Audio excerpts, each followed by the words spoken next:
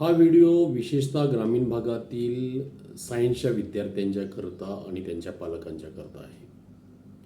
पालकांच्या करता एवढ्यासाठी की पालकांना संपूर्ण माहिती सर्वसाधारणपणे 11वी-12वीला विद्यार्थी काय शिक्षण घेतोय आणि पुढचं मार्गक्रमण कसं करायचं याविषयी संपूर्ण माहिती अजिबात असत नाही.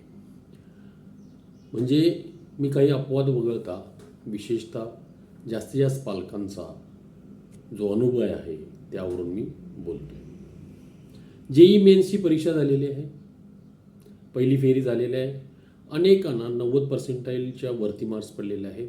90% वरती सर्वसाधारणपणे 1,00,000हून अधिक विद्यार्थी उत्तीर्ण होतात.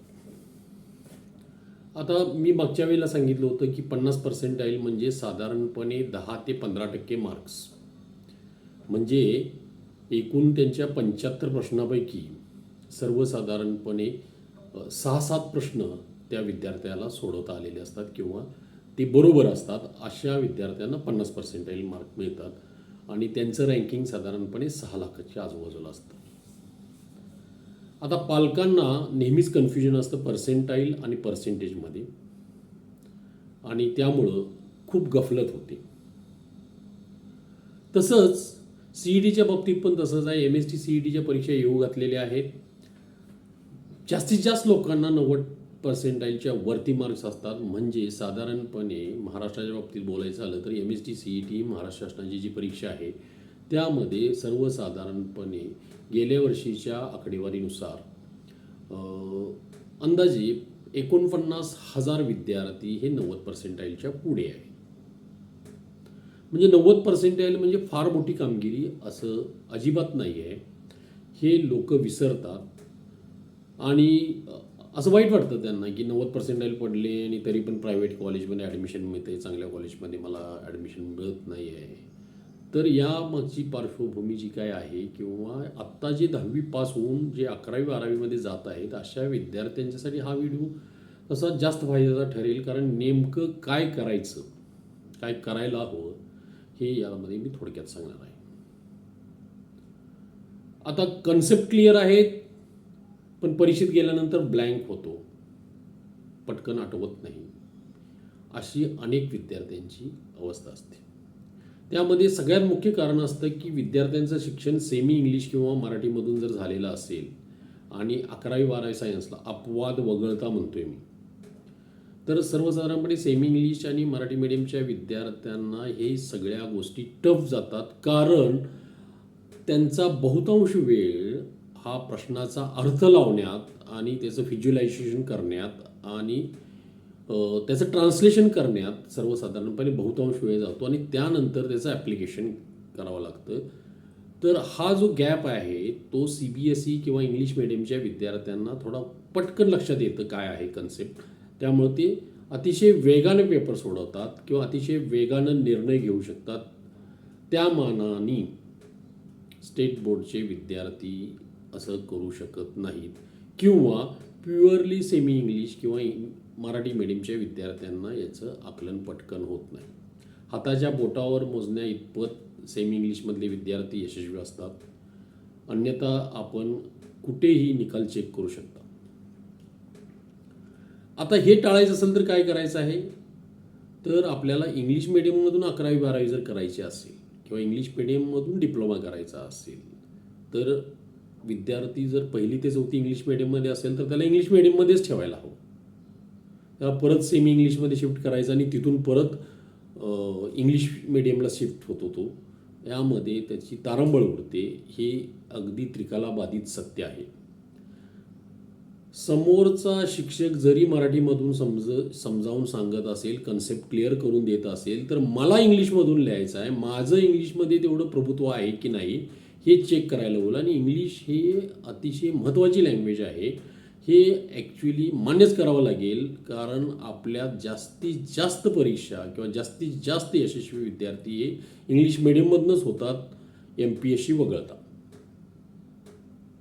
किंवा महाराष्ट्राच्या पुरते मर्यादित असलेल्या परीक्षा जर वगळल्या तर जास्तीत जास्त विद्यार्थी हे इंग्लिश माध्यमचेच यशस्वी असतात.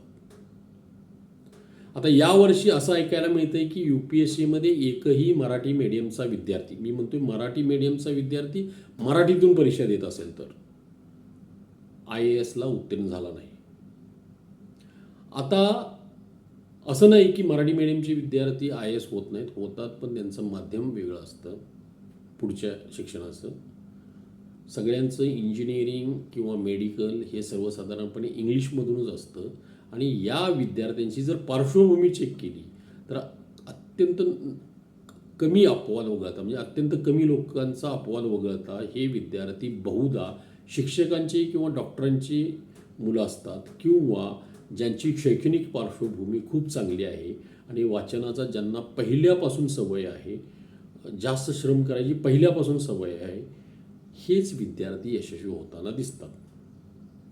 11वी-12वी हा काही टाईमपासचा विषय नाही की सुट्टीत मी कुठले तरी कॉम्प्युटर कोर्सेस केले, स्पोकन इंग्लिशचा कोर्स केला, तबलावादन केलं, मग मी सप्टेंबर-ऑक्टोबरमध्ये 11वीचा अभ्यास हातात घेतला, असं अजिबात होऊ शकत नाही. असं असेल तर यश मिळण्याची शक्यता फार कमी. ज्याने ज्याने वेळ वाया घालवला आहे त्याला प्रॉब्लेम हा नंतर येणारच आहे. फार अगदी कमी म्हणजे हाताच्या बोटावर मोजण्या इतपत विद्यार्थ्यांना एक वेळ सांगितल्यानंतर आकलन होतं आणि ते थोडेसे ट्रिकी प्रश्न सोडवू शकतात. कोणत्याही स्पर्धा परीक्षा या कन्सेप्ट क्लिअर असल्या तरी त्यांचे जे प्रश्न असतात ते मॅक्झिमम प्रश्न ट्रिकी असतात, काठिण्य पातळी त्याची जास्त असते आणि या स्पर्धा परीक्षातूनच पुढे विद्यार्थी निवडले जातात कोणत्याही कॉलेजांच्या प्रवेशासाठी किंवा सर्वसाधारणपणे ज्या नोकरीसाठी ज्या स्पर्धा परीक्षा होतात, MPSCच्या असतील, UPSCच्या असतील, यामध्ये कोणत्याही स्पर्धा परीक्षेमध्ये तुम्हाला स्कॉलरशिप लेवलचे किंवा ऑलिम्पियाड लेवलचे ट्रिकी प्रश्नच विचारले जातात. तुम्हाला सिलेबसवर आधारित काठिण्य पातळी कमी असलेले प्रश्न फार कमी असतात. हा नेमकेपणा न समजल्यामुळं फसगत होते आणि विद्यार्थ्याचा जो ग्राफ आहे तो खालावतो, त्याच्या यशाचा ग्राफ खालावतो. साधारणपणे आपण पाहतो की अनेक चुकीच्या मार्गानं मार्क्स मिळवल्यानंतर 10वीच्या परीक्षेचा ज्यावेळी निकाल लागतो त्यावेळी सगळीकडं 20-20, 40-40 विद्यार्थ्यांचे बोर्ड झळकतात. यांना 90% मार्क्स अधिक मिळाले, 95% अधिक मिळाले.